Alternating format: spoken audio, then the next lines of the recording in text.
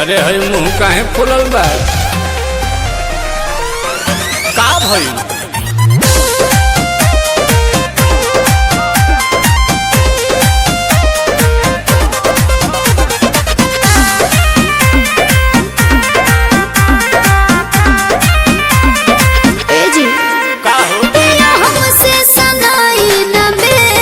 काहे ना सनाई?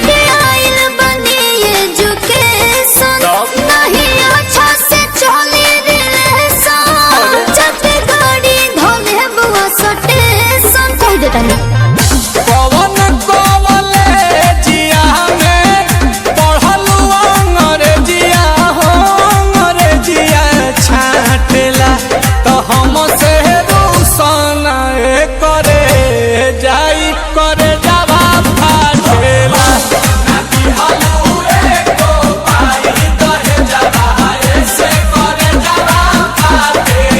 भाभी और मान जा दहेज सही तरह के तुम ना देख लो।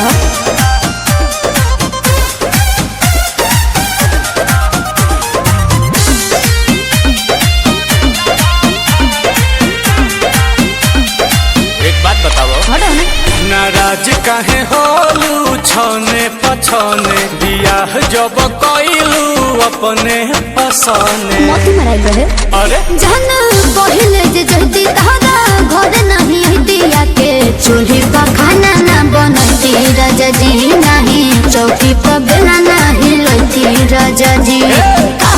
हम ही मिलल का बहानी से तिहे के धनिया बेरी बेरी डांटेला तो हम से रोशन करे जाई करे जावा फाटेला।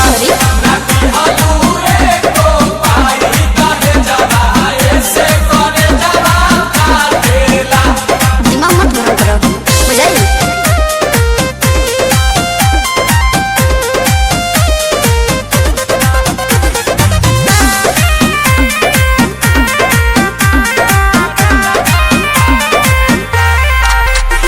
बताहो का खोइबू मीठा की खाटा? मंगाही पानी पूरी किलो लाता।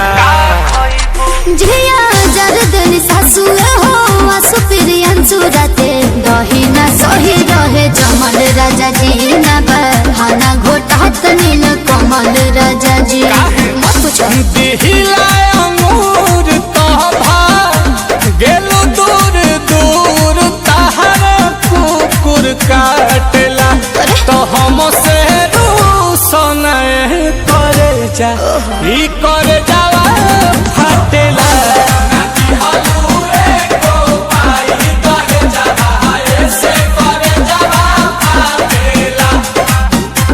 अरे शांत हो जाओ कन्या। तो हम से